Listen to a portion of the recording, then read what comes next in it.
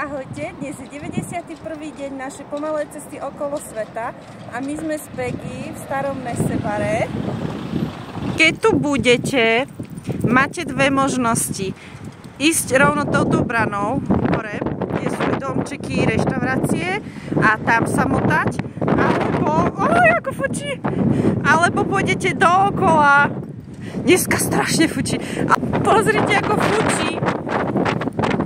Vlny sú obrovské. Nechcem ísť až úplne na kraj, lebo úplne špliecha voda.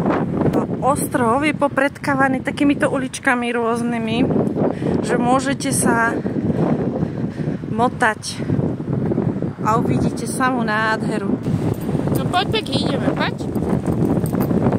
Riadne vlny.